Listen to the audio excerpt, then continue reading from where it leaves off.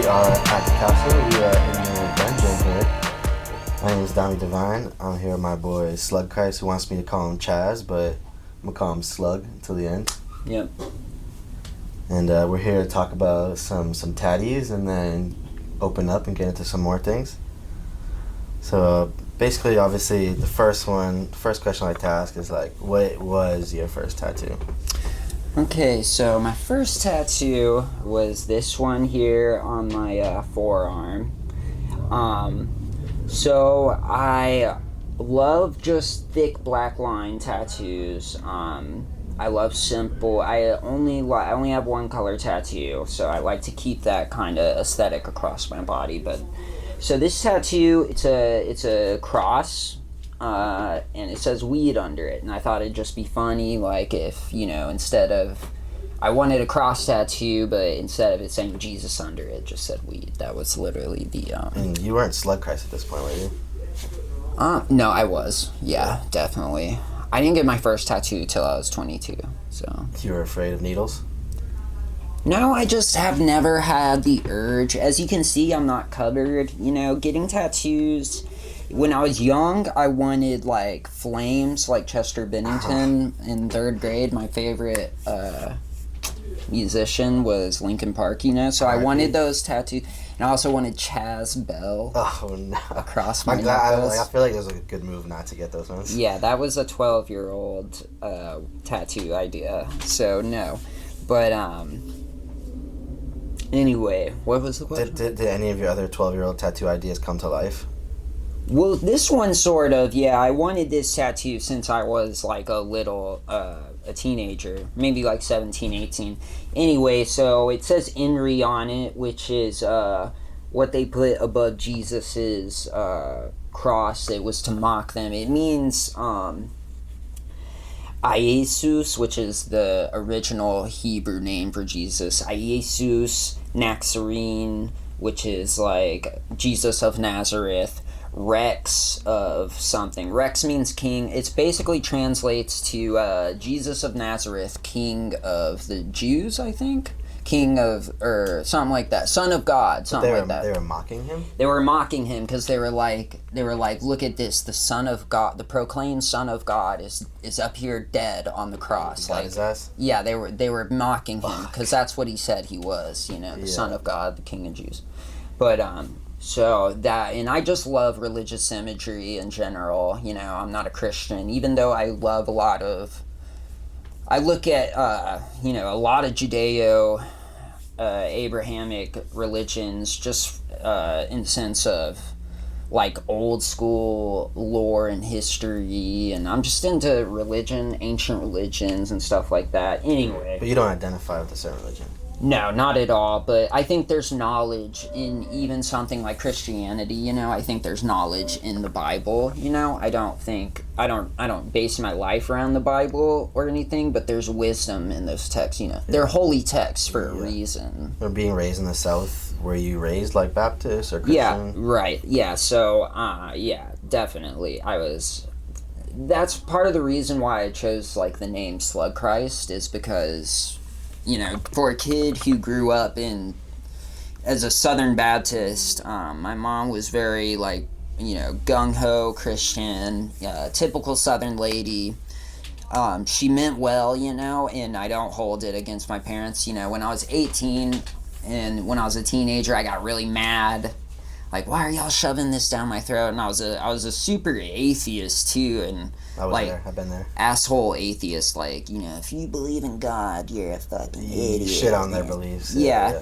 And I hated my parents for shoving it down my throat, but they meant well. But for a kid who grew up in that kind of environment, the most punk rock coolest thing you can do would be to call yourself Christ. So that kind of had a part of why I wanted to call myself that. But it was definitely shoved down my throat, and I definitely rebelled against it. But nowadays, I'm kind of thankful that for my entire upbringing, all the good, all the bad, just because I'm proud of the man that I am today, and without any of that, without those hardships and all that, I wouldn't be who I am, So I feel like as we get older, we we reflect back on the way we were raised, and I can relate, because I feel like I'm like, thank God my parents were the way they were, because I probably would have died. Right, if they weren't so like overprotective on my ass, you know. Sure, for sure. And I mean, even looking back, I think my mom was still a little bit crazy, which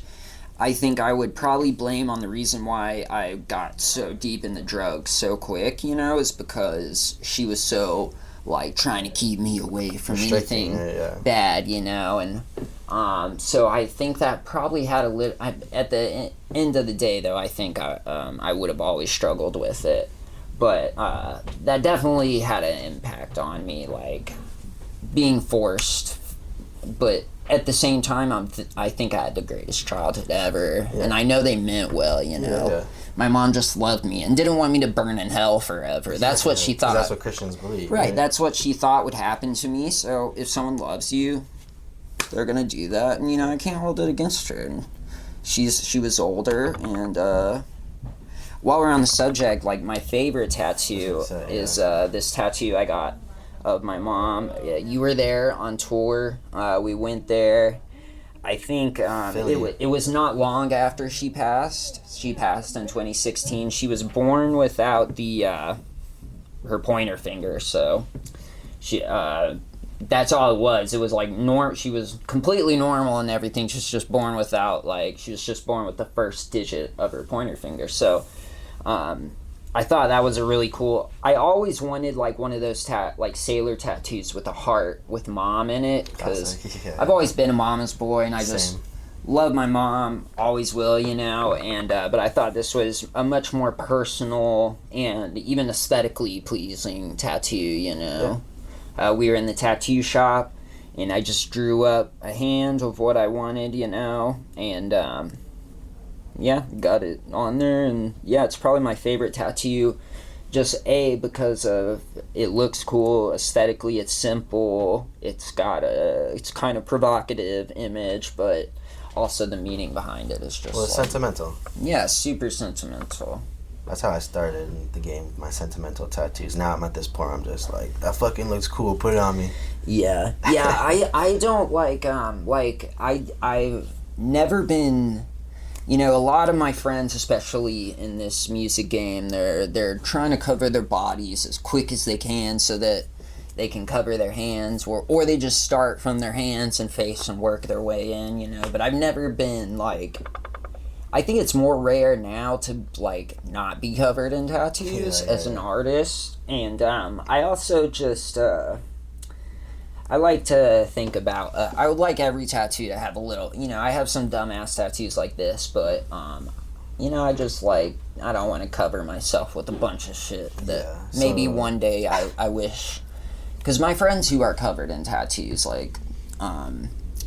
you know, they're always pissed off. They've got nowhere, like Mikey, he has his face, head, fucking a cholo guy we know, covered in tattoos, and he's mad because he's got a lot of old tattoos that suck, and he has nowhere else to fucking put any more work. So I'm pretty selective, and you know, I like just black line work. I like to, except for this Johnny Bravo tattoo, which is color. What was the meaning behind that? So this is a still from. This is an actual frame from the Johnny Bravo cartoon. Just growing up, I loved Johnny Bravo. Did you have a song? Oh yeah. Slug Bravo. Yeah. I think it's on me and Keyboard Kid's tape, the Demiurge. Shout out Keyboard Kid. Shout out Keyboard Kid. Johnny Bravo has always been my favorite, or one of my favorite cartoons from that 90s era, Cartoon Network. What else though? What's the top 3 cartoons from that era then? Well, my favorite was Dexter's Lab. Dude, sick. That's a good one. Probably Powerpuff Girls and Johnny Bravo. I'd probably say those 3. I loved all of them though. And after that, what about Samurai Jack? Yeah, I love Samurai Jack too. I mean, I think Samurai Jack is cinematically amazing. It's the same creator as Dexter's Laboratory. Isn't Samurai Jack? Isn't there a theory that it's tied into Powerpuff Girls somehow?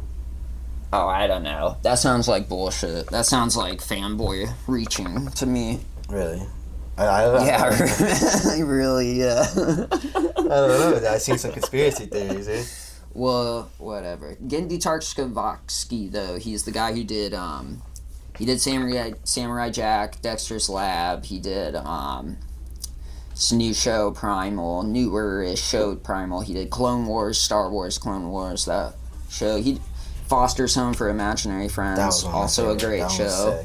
Yeah, I love every era, but from this era, like the 90s Cartoon Fridays, that shit, I would say Johnny Bravo, Powerpuff Girls, Dexter's Lab. Was Angry Beavers Nickelodeon? Yeah, that's Nickelodeon. And Ren and Stimpy. It's also Nickelodeon. I think, Invader Zim was Nickelodeon. Would you say comedy, Cartoon Network or Nickelodeon? Which way would you lean? No, Cartoon Network for sure. For the 90s, yeah definitely. There was Billy and Mandy. That was a little bit newer.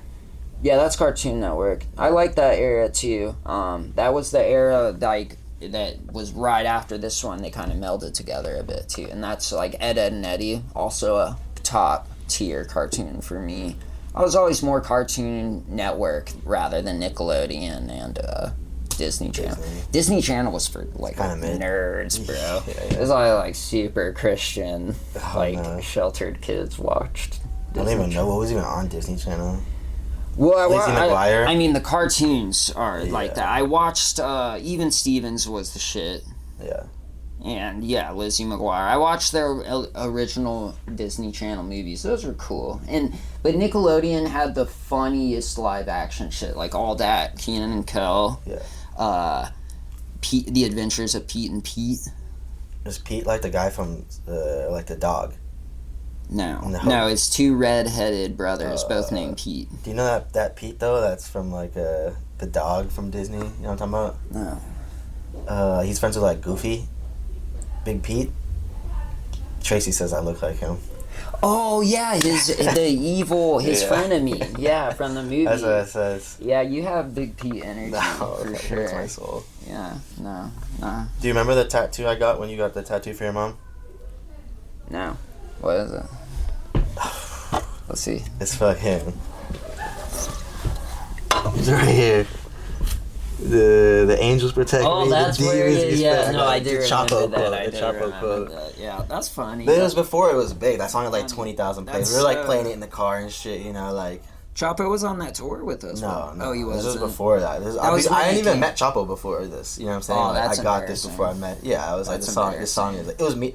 That means something, like the angel protecting the dean's respect. That's a dope ass lyric. Dope ass lyric. I can't knock that lyric. It's dope ass lyric. And then like manifest years later, become friends with him. Yeah. Live together, whole thing. It's embarrassing having your friend's lyrics tatted on. Yeah. I don't have any other lyrics, probably for that reason. Yeah. You don't have any lyric tattoos? Hell no. I don't like words. I hate when people get tatted words. My girlfriend knows she's always getting words tatted on her. Fiance. She's always getting words tatted on her. I feel like it's deep. It's deep. It's not. It's an easy way to get something across. Like, I like imagery. Your hat says kill. Yeah, it's not a tattoo, though. But it's just a word. But it's not a word on my body. I mean, I have words. You have the word weed on your body. Okay, anyway. Is that tattoo? What is your, I guess, biggest regret tattoo? Do you have one that's like your silliest tattoo or anything? This is definitely if I had one, it'd be this one because it's so low and it's stupid. But I really don't. It's kind of your statement tattoo in a way. Yeah. It's the only one that's visible. Right. So I don't regret any of my tattoos, though. I would never get a face tattoo anyway, or a hand tattoo or anything like that, just because I don't want to be a grandpa with a face tattoo. Do you want to be a dad? Yes. I want to be a grandpa eventually, but not with a face tattoo yet. Face tat grandpa? No, I don't want to. A lot of my friends are gonna be face tat grandpas, and that'll be interesting. That'll be a cool period of time when the grandpas have face tats. Imagine if your grandpa was like fucking Little Tracy. Grandpa Little Tracy. Yeah, I don't know. He probably would be a cool. I don't know. People by that point they'll be like, "Oh, he's so old." That's back when they would get face tats. Yeah, that'll be a thing. What's the trend gonna be after face tats? I feel like the face tat was kind of old. It's cybernetic implants. AI tattoos. By that point, not just like cyberpunk, like, I'm gonna get AI inside my brain. I feel like Elon's probably like already working on that. He is. Yeah, it's Neuralink. Neuralink. Monkeys can control computers. I've seen it. You've seen monkeys control computers? Yeah, he dropped a video recently. He just dropped? Yeah. And what's going on here? Well, I don't know about this newest one, but I did watch one where they were doing... So I'm pretty sure monkeys are controlling computers with their brains, like moving a cursor around on a screen. And that's public knowledge, so like what's private, you know what I'm saying? Like what are they doing Oh, that they're not yeah. talking about? Yeah, you know? no, his underground laboratories are, like, doing crazy shit. Like, using humans as CPU, like, using brain-dead humans to as computing processors. Like vegetable people? Yeah, like, just using their neural brains, like, as computers. That's going on? This is your Yeah, no, this is a cyberpunk like story. This is your conspiracy I theory? have that I'm just thinking that Elon might be doing. Like that's what you're thinking about, and I'm thinking about Samurai Jack and the Mojo Jojo being related. Yeah. Anyway, back to my tattoos. What's your most recent tattoo?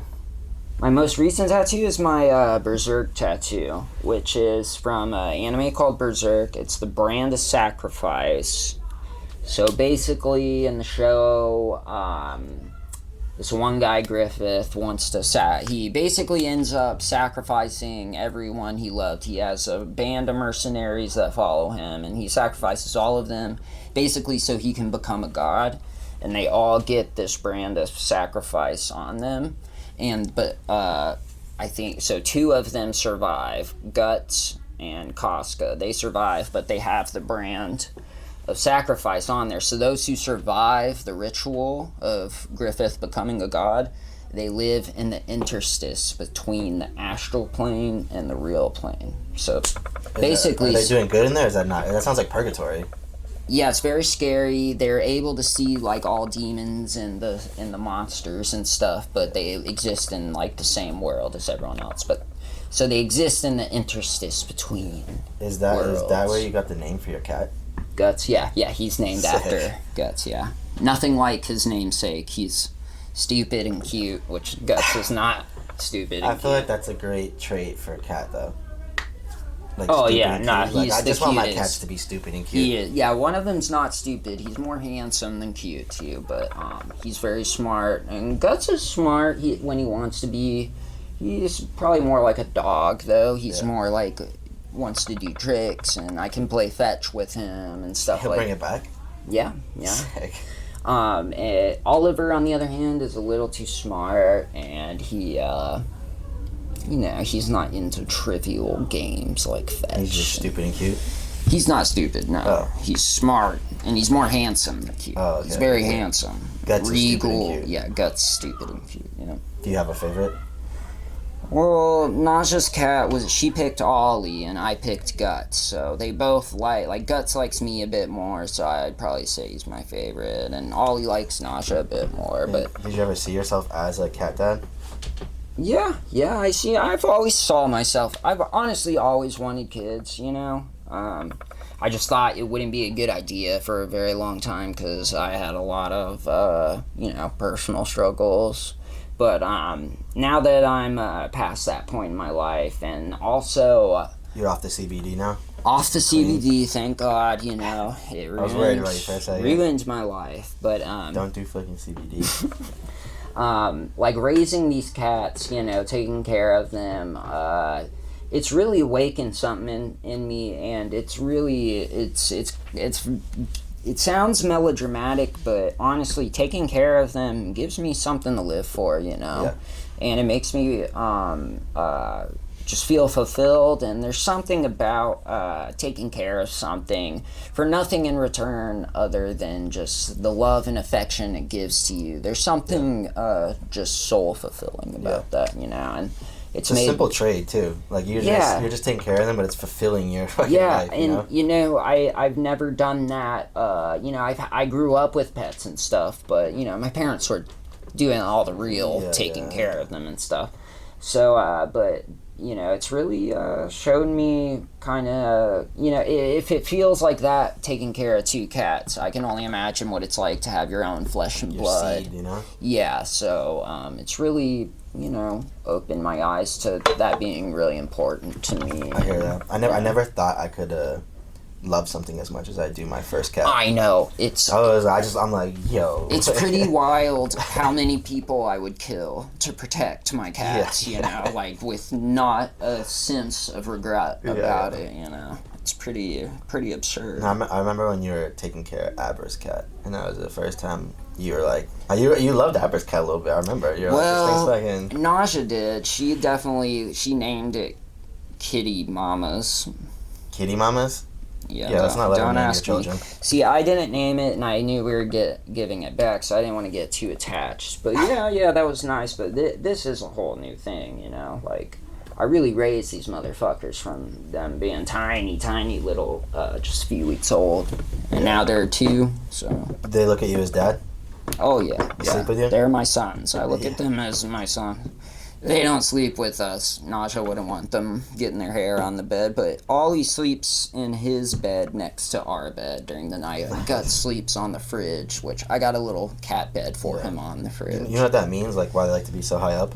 Yeah, it's instinct they get to see their surroundings and See, I heard someone was telling me that it means that they think they're better. Higher status, yeah. Yeah. That's more a canid thing. Like wolves, like the alpha wolf will sleep at the highest point, like in the wherever they're sleeping, And it is a status thing. I think it is in cats too. But Ollie's definitely the alpha because he's a bit bigger than Guts, and he prefers. Guts up a little bit, well, they punk each other because they're pretty much the same size. Guts can punk Ollie, but like when it comes to food, Ollie will punk Guts just because he's bigger, and they go back and forth, But Ollie likes to sleep next to us. I think it makes him feel more important to sleep next to us, Any more cats in the near future? I don't think so. No, 2 is too much in our little much. studio. I wouldn't have it any other way, but just 2 is a lot for And you got them at the same time, right? Yeah, they're brothers. I made that mistake. I got one, and I got one like a year and a half later, and I actually have to get rid of the newer one. Are they not bonding? Nah, so the boy who I've had for a while is very dominant, and he fucking tries to be her friend and will try to like lick her and play with her, and then she'll get pissed and be like, "Meow," and then he'll like beat her ass. And the younger one is the female. Yeah, and she just wants to like lay all day and chill, and he's like looking for fucking He's party. trying to, okay. He's trying to fucking. Are they neutered? Yeah. Okay, good. Yeah. Yeah, you gotta get them neutered, dude. Yeah, no, they both came. I couldn't breed them because they're kind of like you seem like cats. Well, you shouldn't breed them. You should always get. I don't want to freaking breed my cats, dude. I don't You even want to should breed always myself, dude. I don't want to breed cats. You should always get them neutered. Just it's more ethical to get them neutered because there's so many stray cats out there just fucking each other on the reg, and they like it's too many stray cats, and like if you take one to the pound, they gas them and Pound town. Take them to Pound Town, Gas Town. You think you'll ever get neutered one day? See, if I was a kid, if I was a boy, and I had my boy voice, I would become a castrati, which is what the Catholic Church would cut off the nuts of boys so they could that were in the choir so they could maintain their boyish voices. The Catholics were doing this? Yeah, they don't do it anymore. I think there's one last living castrati. Yeah, he's in the San Diego Zoo or something. You're looking at him right No, but if I castrated myself back in the day, had I not gone through puberty, yeah, I would to maintain my boyish voice. And, I could take over the music charts that way, but I wouldn't do it now because I'd still have this manly, deep voice, man, no nuts, and what's the point of that? Your voice is kind of signature, though. I feel like to your music career, I feel like it's kind of I don't played think a role in it. I don't think chopping my nuts off at this point would change my voice. It's already leveled out. Yeah. So. Do we hit all the tattoos? No, we got a few more. We got a few more up up here on my chest here. Oh wait, so I got this one. This is for my fiance, Naja. You are my moonlight, and I got a little moon there, and I want to actually get the rest of the moon phases going around. Saying that. Yeah, haven't done that. Lazy. I know a tattoo spot. We got that Berserk tattoo. Okay, so what else we got? We got so this one here on my chest is a no night, no morning. May God save us all, and it's got a picture of the world between it, kind of just like a life, how do you, a motto type thing, how I live my life. Like, there's no good or evil. It's like more like a negative charge and a positive charge. It's just like like a feminine energy and a masculine energy, not really good and evil. So no night, no morning. Just always be aware that if someone's claiming something is good, it might not be good. And even if they think it's good, there's probably a little piece of evil in there, like the yin yang, you know? Yeah. You have the light and dark side, and the little bit of dark and the light, and the little bit of light and the dark. So something like that, some sort of yin yang. There's always some sort of balance to everything. Yeah. And right above that, I have Roman numerals for 567, which is just another one of those kind of life things. 5 is the number of man, 6 is the number of the beast, 7 is the number of God. And so I like 5, 6, 7 is kind of, as a man, as a human, a mortal, I embody both these negative and positive characteristics. The characteristics of the animalistic beast who needs to eat, who needs to fuck, needs to pass on his seed, and the 7, which is the God who needs to create art and who needs to grow as a person and who needs to be the best possible versions of themselves. That's within all of us, no? Yeah, exactly. Yeah, this is a battle that rages within each and one of us, and it's really the meaning of Slug Christ as well. Like, within each one of us, there's a slug, a little slimy, insignificant, gross creature who moves very slowly, does nothing, sits there, oozes out slime everywhere it goes. It's covered in its own mucus. It's disgusting, and it just lays there. And then we have a Christ, a perfect being, a being who is capable of infinity, and a being who is eternal and creates and is just the perfect thing, your higher self, you know, what you aspire to be. So there's a battle between that slug and that Jesus Christ within each of one of us. The one that telling us to just lay down and go to sleep, ignore your problems, and the other one telling you to make something beautiful, be perfect, be amazing. I have that constant battle every day. We all do. We all do, yep. And it's something that every human, it's inherent to being human. It's the duality of man. That's it's Freudian psychology, you know. You have the animal within you that just needs to eat and wants to sleep and doesn't really worry about anything other than food and shelter. That's kind of what our caveman instincts. Yeah, exactly. And then there's that creative part of us that wants to make art, that wants to achieve things, wants us to be a part of something bigger than just us as a singular person. Do you think that like social media is stimulating that part of us even more now by all constantly comparing people and seeing people's accomplishments shoved in your face 24/7? Oh yeah, I mean, social media has ruined us to a point. I mean, just in today's age, the digital age, there's just so much information being flung at us at a daily basis. You know, we're the brains we have were evolved to live in, to be hunting and gathering. We're supposed to be in a tribe of just 50 people, and we just, you know, all hang out together, and it'd probably be a crazy event to see another human that you don't know, that you've never known your whole life, and it'd be crazy to, like, you'd be scary, you know. But nowadays, you meet 200 strangers a day, you pass them on the street. Our brains aren't built for that, and it's why mental illness is super skyrocketing. It's why we're all depressed and anxious and drug addicts, and this and that, and it's no wonder that we all, because who wouldn't go crazy in a world like this, you know? You ever see a point in your life where you would just like delete all social media and disappear into the woods or something?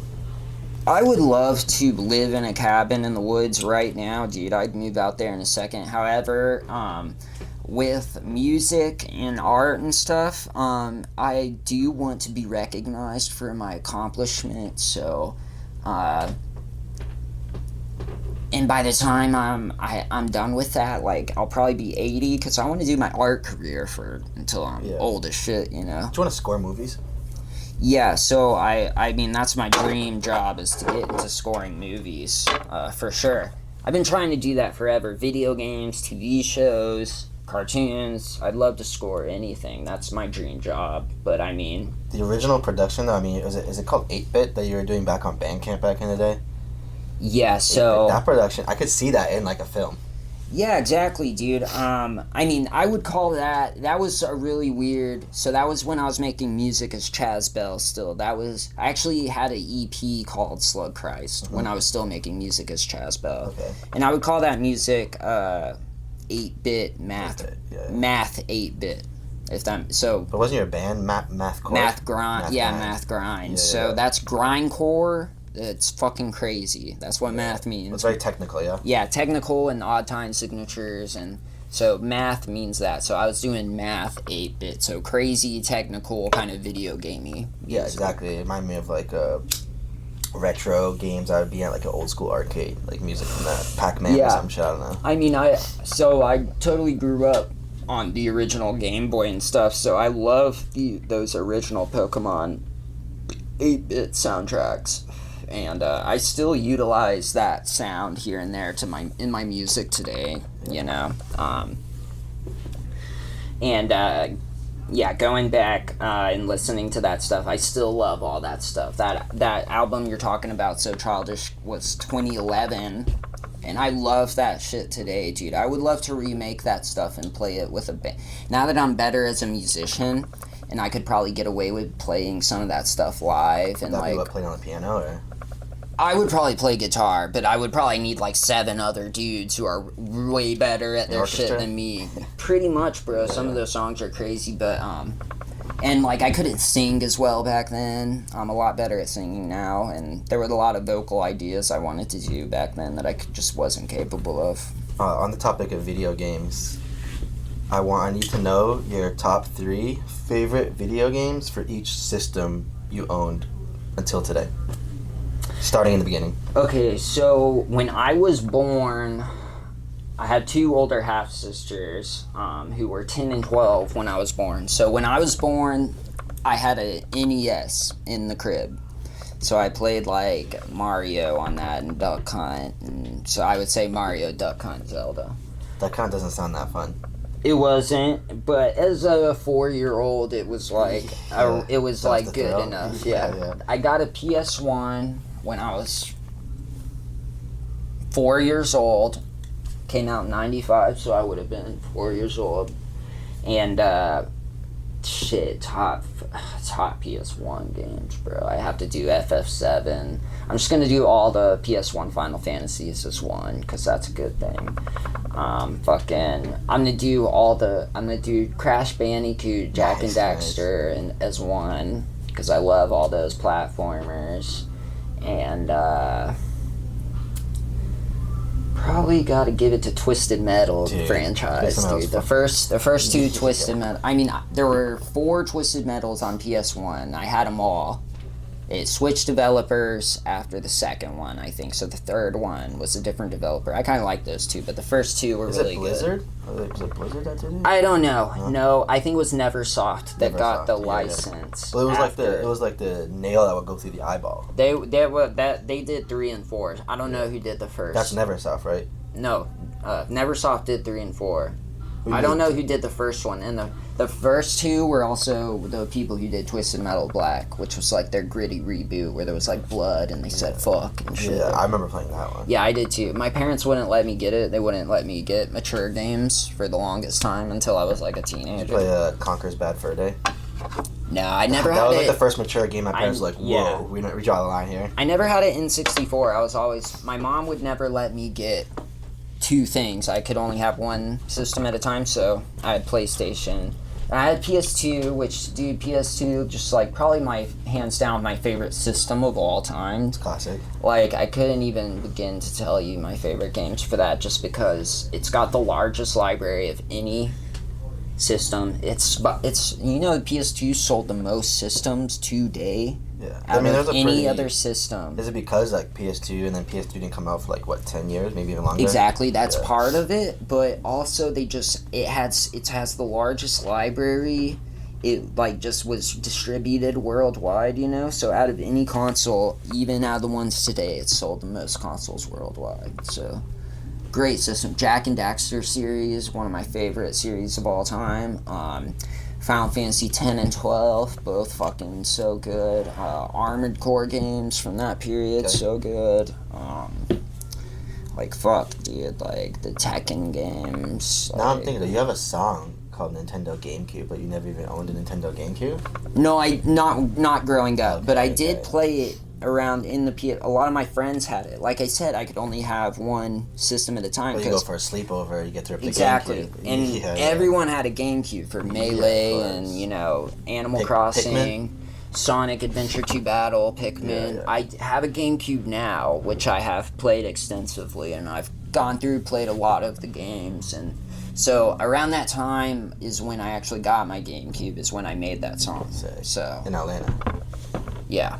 Yeah. This time, right before we went on tour. Yeah, some random fan gave me that GameCube and an original Xbox, It's a come up. DS with his entire catalog. Yeah. So fast forward to now, you're ripping Elden Ring. How many hours do you have logged on Elden Ring? Obviously, I'm ripping Elden Ring. 2,000 hours plus? I don't know if it's 2,000. Probably not. It's probably hasn't scraped 1,000, but it's a few hundred. I'd say probably at least 300. And you've beat the game 5+ times? So for the platinum, I had to beat it 4 times. Yeah. That was a while ago. That was, maybe not a while. It was a few months ago, and I felt that itch coming back, and right before I came here, I was actually playing my new build, my new Paladin build. You don't stream, do you? No. Video games like so intimate. That's like a thing. That's a personal thing for you. Right. So. Yeah. So my ethos is like, I feel like streaming would take away some of the enjoyment I get from video games, because when I'm playing Elden Ring or Cyberpunk or The Witcher or any Dark Souls, whatever, I like to be immersed and I like to forget who I am for a second, you know.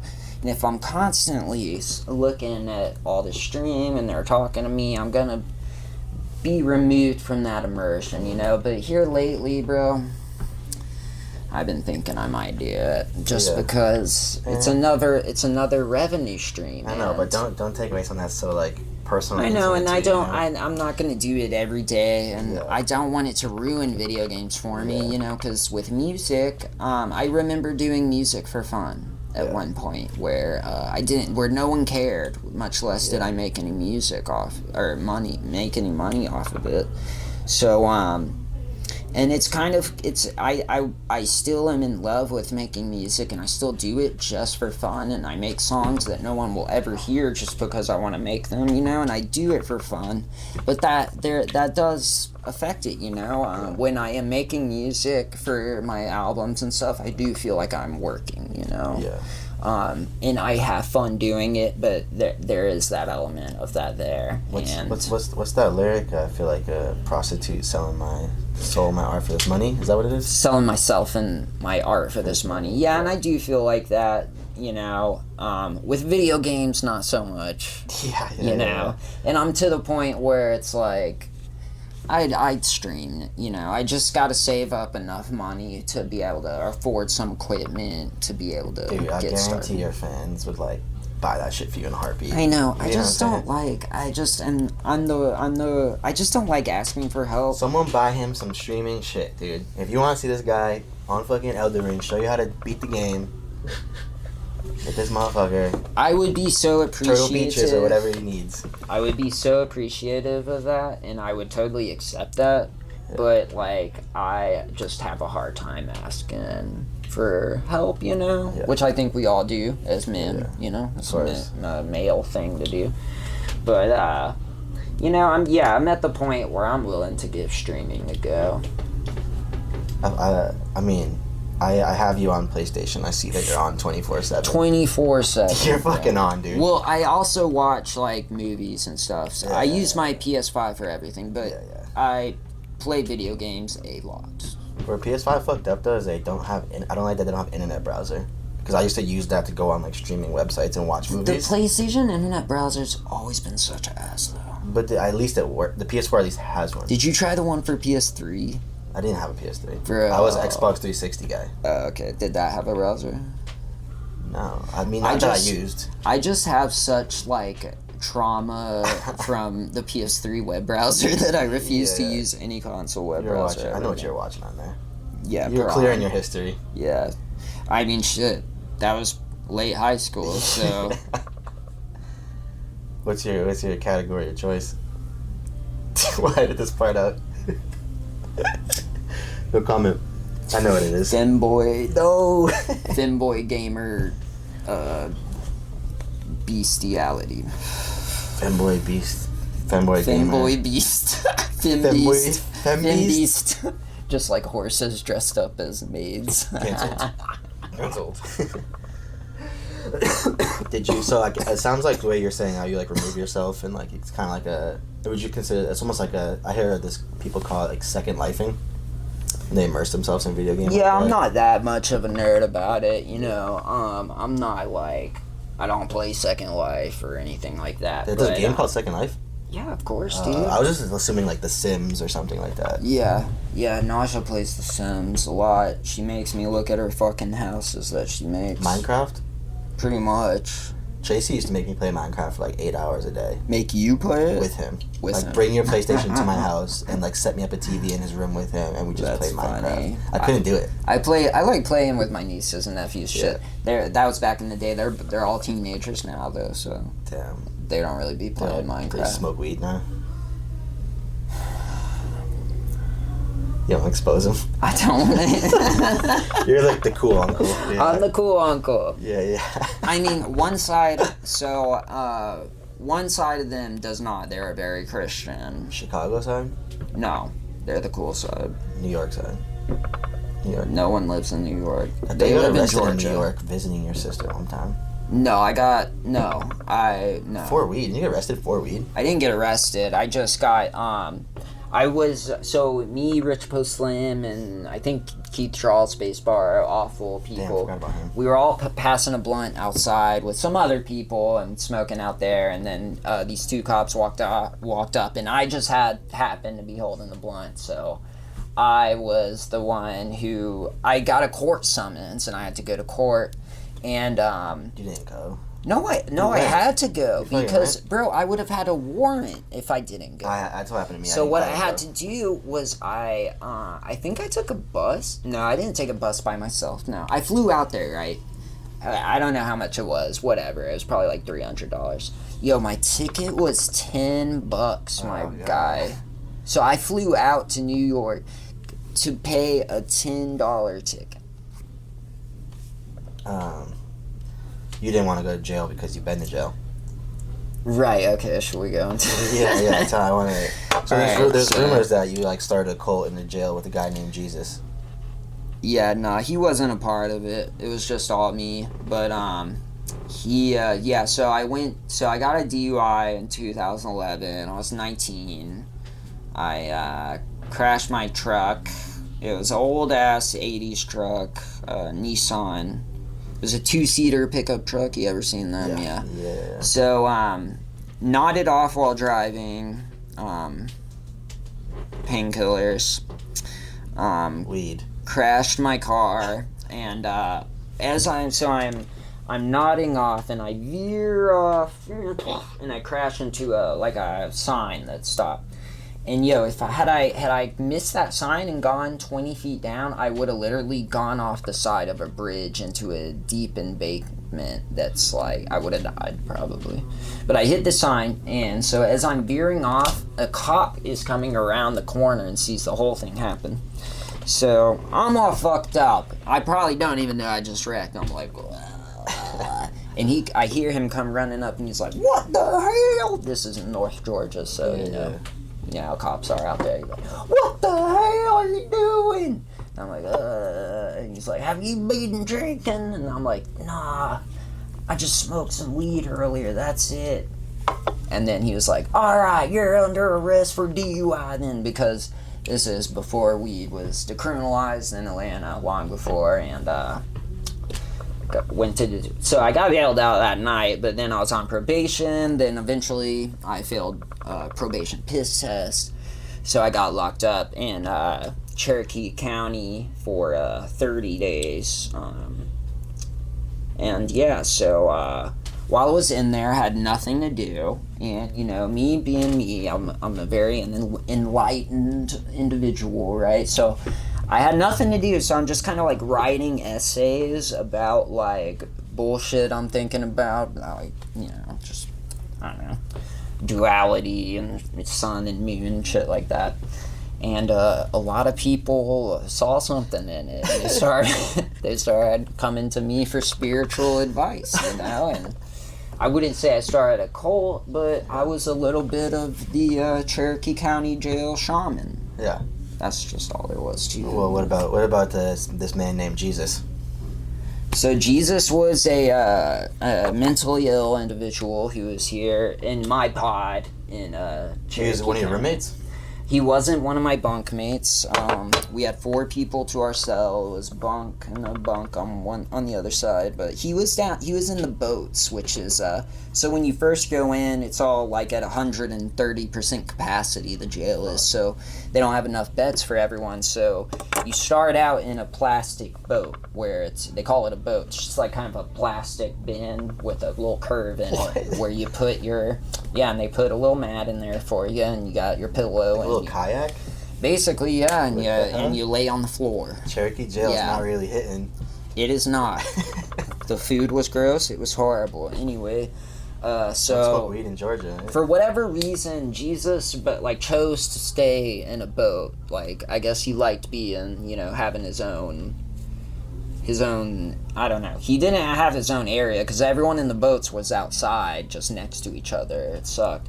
Anyway, by the time I had gotten in my cell, he would just everyone would hear him. It would be quiet, and you just hear and that was. What was he doing? He was knocking on the door. Jacking off. Yeah, he was jacking off. And Jesus was jacking off. Jesus was jacking off, and it was a big inside joke, and he'd do it every night, all the time. And it was during just pitch silent? Yeah. Well, I mean, everyone was farting and stuff, and by the time we heard Jesus jacking off, everyone would, be yelling and cracking jokes, so, but yeah. You ever wonder, where they are now? No, not at all. No? No, not at all. None of those guys? No. Plug your album, it drops in 4 or 5 days? Plain Mentality 4 drops October 1st. By the time this comes out, it might be out. It's gonna be it's on Spotify, it's on SoundCloud, it's gonna be on every streaming service there is, but I'm gonna implore everyone to buy it off Bandcamp download. Sick. Because for every stream I get, you get 0.003 cents. So if you buy an album for $4 or $5, it's equals a jillion streams. So I'm gonna plug that there. Plant Mentality 4 is the most experimental Plant Mentality. There is a genre switch every fucking song. Even the rap songs that there are on there are very avant-garde. They're very experimental and maybe even unlike any other rap songs you've ever heard before. I've got features from Black Winter Wells, got features from Young Skirt, and the song that Young Skirt is featured on has a time signature. It alternates between a time signature of 11/4 and 7/4. Boom! What guy is doing that nowadays?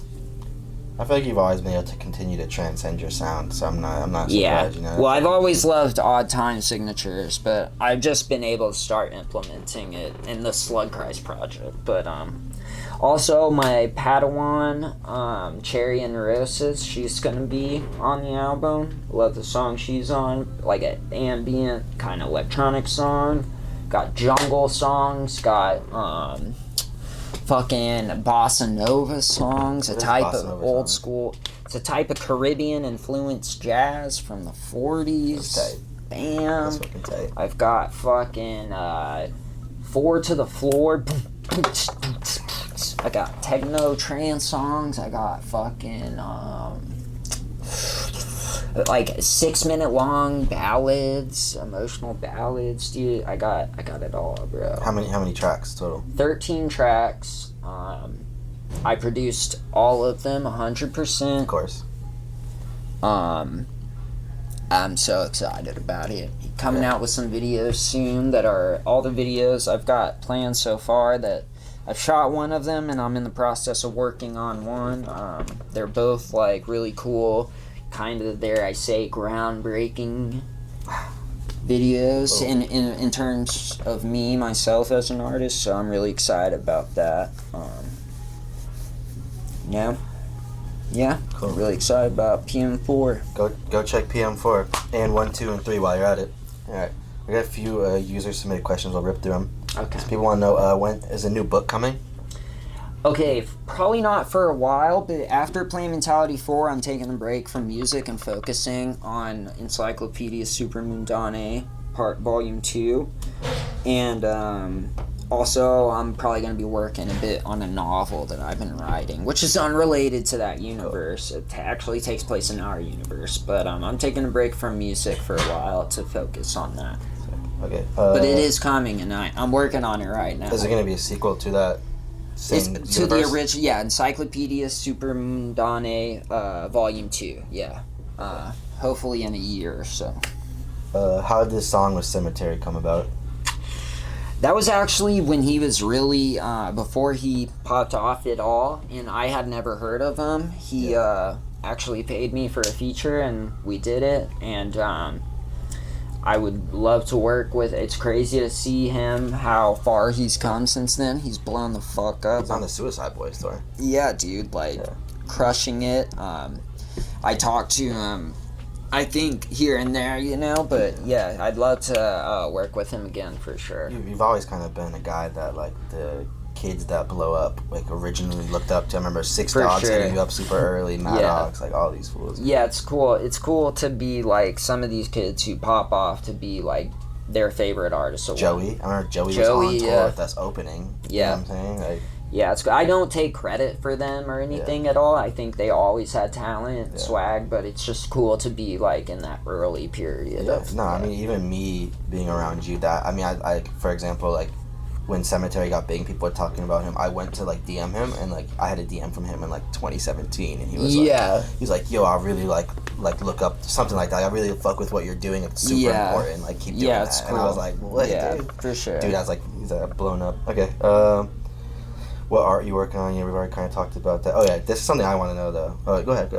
I'm also doing, like, I've been working a lot with Copes, clothing company, so a lot of my illustrations, both from the Encyclopedia Supermundane series, as well as just kind of one-off illustrations I do for fun. They are getting put on a lot of clothing and stuff, which is going really well, and so let me say this here. I hate when people call me a t-shirt designer. I'm not.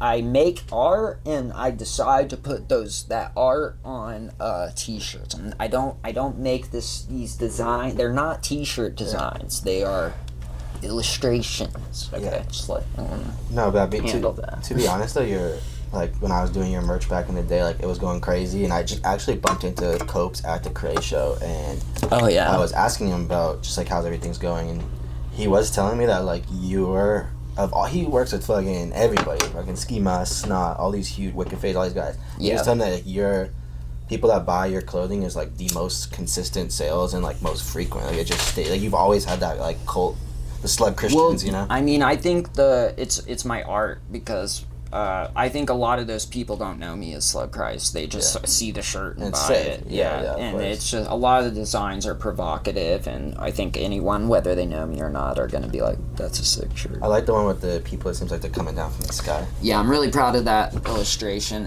and it's super cool on the shirt. Very dope piece. All right, what do you think like on the state of hip hop and like your influence on this current scene? You know, I don't think I influence this current scene. I don't know. The entire, like, kind of pop punk, emo thing, I honestly feel like a progenitor of that, but at this point I think that's over with, and even in the current scene, you know, maybe reverberations of my influence can be felt here and there, but I honestly, at the same time, I don't keep up with it enough to even fucking know. Yeah. You know, so, I know a lot of kids who came up at one point, I was their favorite artist at one point, you know? I don't know if any of them feel that way anymore or what it is, and I couldn't even tell you, those guys who blew up are like the biggest dudes now, so I don't even know who the kids blowing up now or anything. I've always been horrible with keeping up with the whole... Joey is one of them. Joey is one of them, you know. I don't think I really influenced his style or anything. I just saw him post a picture and he said, like, with my favorite rapper, and it was, like, him and the Slug, and he's, like, tagged you. That was cool. It was, you know, I appreciated him shouting me out like that. I don't think I influenced him. I don't even know enough about these kids blowing up now to even say yes or no. What about, you've infamously told me about your, like, wrestling comparison with, like, wrestling and hip-hop.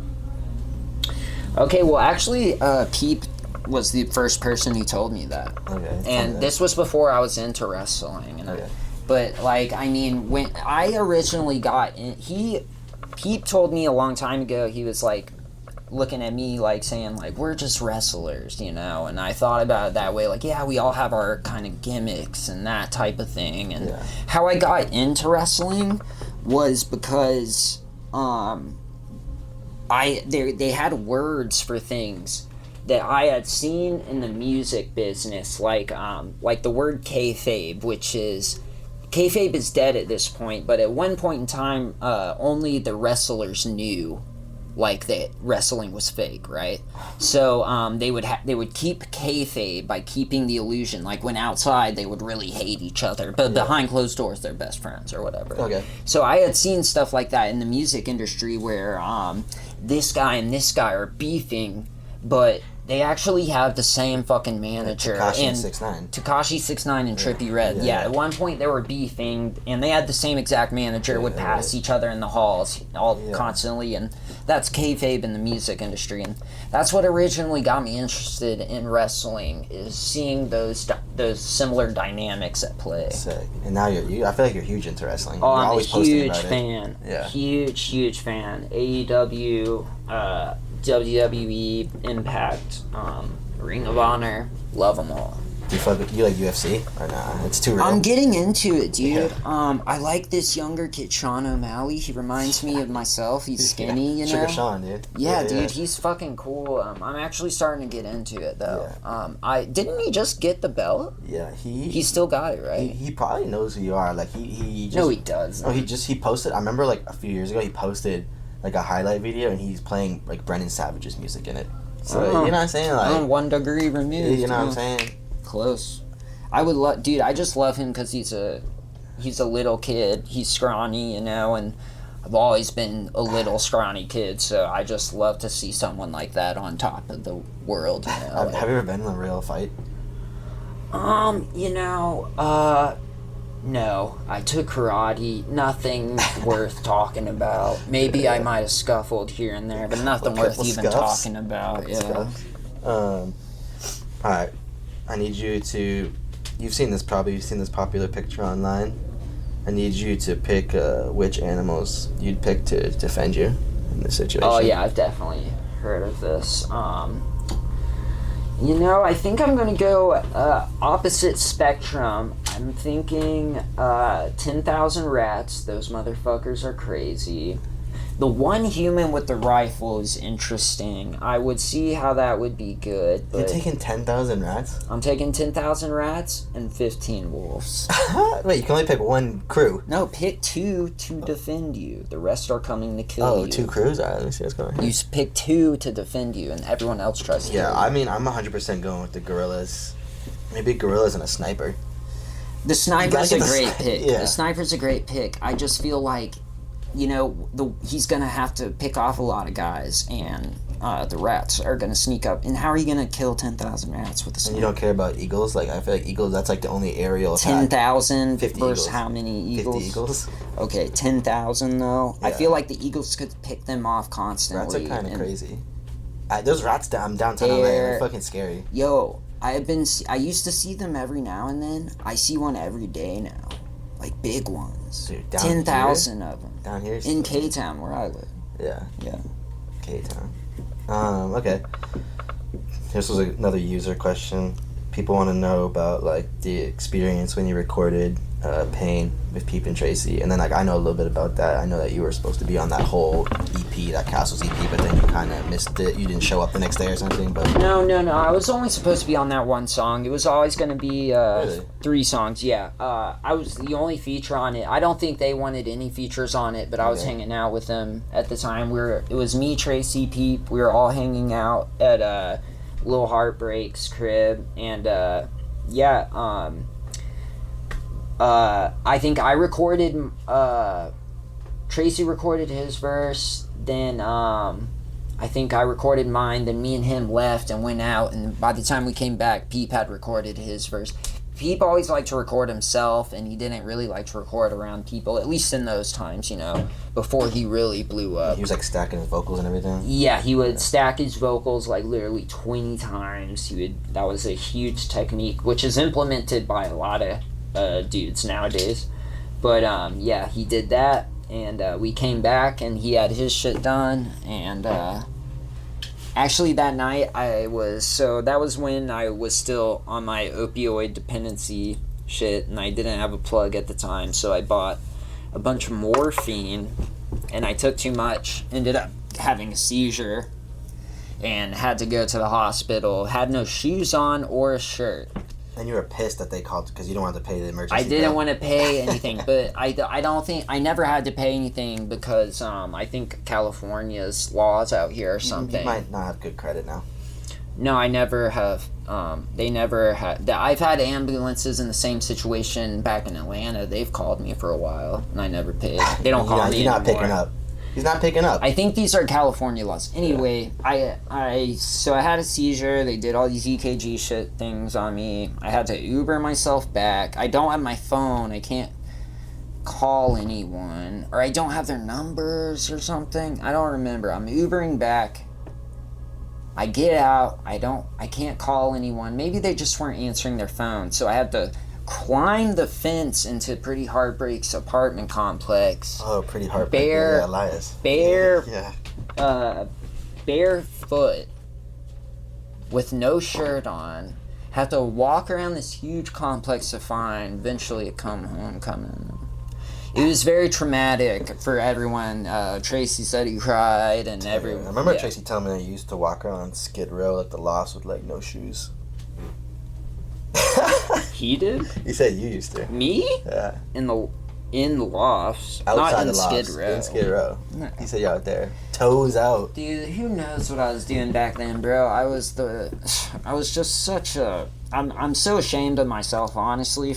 It's kind of hard because I really love those days, you know, but I'm kind of ashamed of the person I was back then because I just wasted it on being a drug addict, kind of. That's how I feel. But valuable experiences. Valuable experiences, very good lessons, and I made a lot of good memories. But I would have so many more good memories had I not been just a completely worried about my addiction, you know. Yeah, but a lot of addiction leads to, I mean, we know this, like, leads to death. Like, luckily you're still here now. You can continue I to live don't this know life, how you know? I made it, bro. Dude, I don't either. Like, being as close to you as I was, being around you, like, I always was, like, I hate to say it, but I was always, like, worried when someone, Naja, would text me or something. I was like, fuck, this is it, you know? I know. I've had so many people tell me I would that. cry. I would literally cry. It sounds so, like, cheesy, but I would literally cry, like, thinking about it. It's like my life without you at one point, you know? I know, man. And for the longest, it didn't affect me, you know, and I would feel bad, but, like, you know, nowadays I really understand what I put people through, and I felt like I was very selfish, you know, and that's just the nature of being a drug addict. It's a especially being like a dope junkie, it's a full-time job. You don't have time for anything else. Yeah, I know. I've seen you go through sometimes. All right, let's plug the sponsor real quick. Let's do it. Medicine Cabinet is our sponsor here. All sorts of mushies. They got everything here, literally chocolate, gummies, microdose vape. They have a vape. Yeah, so that leads my question to you. Like, can you tell me a funny or silly psychedelic story off mushrooms with you? Yeah, I'll tell you the first time I ever did mushrooms, I took a whole eighth of mushrooms. Thought I was dying the entire time, was really scared, and then I was laying on the couch, and all of a sudden I was like, you know what? It doesn't even matter if I die or not. Nothing's gonna change, and everyone's gonna be fine. And then right then, ego death. Yeah, I was gonna say, that's ego death, right? And I literally met God. That was when I went from being a dumb, like a atheist, a militant atheist, to being a spiritually aware person. Was that experience, and I'll never forget it. Changed my life for the better. This is a mushroom. That's a great marketing for fucking mushrooms. Yeah, for sure. This is a mushroom vape, which is the first of its kind, and that's crazy because burning psilocybin is it destroys the psilocybin, but they figured out a way at a certain degree, and they've altered the chemical to make it to where it can burn at a certain degree, and a psilocybin vaporizer. It's amazing. It's like a work of art, honestly. This is not a sponsored ad. He really feels this way. Science, yeah, it's a beautiful piece of science right there. Shout out our candle sponsor also, Flores Lane. I had one more question, and it's what are your thoughts on AI, and are you using it right now? Yeah, I'm working on a video right now utilizing AI, using my drawings, accrued animation, and AI. I don't want to talk about it too much. It's on a video for Play Mentality 4. I've messed around with it. I think it's going to be a great tool. I don't think it's going to destroy my career as an artist, because art is about the relationship between the artist and the person who experiences it. And it's art is about that connection, right? And I can, as a human, I can barely get motherfuckers to listen to my songs. No one's gonna give a fuck about the AI rap song after all the novelty drains from this AI thing that's going on now. Mr. Crab song. That's really awesome. And that's but that's a novelty. Yeah. No one's gonna care beyond the memeosity of it. Yeah. So that's how I feel about it. I bet AI in general is gonna change the world, and if you don't think so, good luck. Would you do what Grimes is doing and like let people use AI Slug Cry's voice as long as they gave you a percentage on the song? Yeah, for sure. Fuck yeah, I totally do that.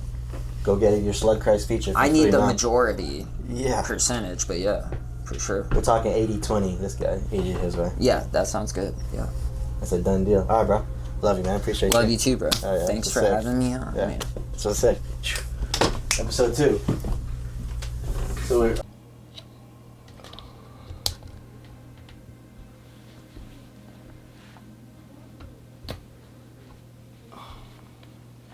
Okay, yeah. So this is my weed cross tattoo. For a first tattoo, I thought it'd just be funny to get a cross. And instead of Jesus, it said weed under it. This is my, world tattoo. No night, no morning, may God save us all. Just kind of like a philosophy. Like, there's no night, no morning, there is no good, there's no evil. It's just positive and negative charge. It's like yin and yang. So, just something to be aware of. This is Roman numerals for 567. 567, 5 is the number of man, 6 is the number of the beast, 7 is the number of God. So I like to inhabit, all 3 of those things. I have my Johnny Bravo tattoo here. It's an actual still from the show. I say it represents the death of my childhood. I don't know if that's true, I just liked it. I have this for my fiance, Nasha. You are my moonlight with the moon. It's kind of like you are my sunshine, but I like the moon, so. This is a Berserk tattoo, the brand of sacrifice, from the Berserk anime. Also, I forgot to show, this is a burning church. Just because my tattoo artist wanted to do a burning church on me. And that's about the only reason why I got that. Shout out Mikey, owner of Swears Hey Tattoo. He did a lot of my tattoos, including that burning church one. But yeah, I think that my favorite tattoo is a tribute to my mom, who was born without this part of her hand. She was born like that. Everything else was normal. She was just born with that first digit. So she passed away in 2016. So I got this to kind of commemorate her. And yeah, I think that's it.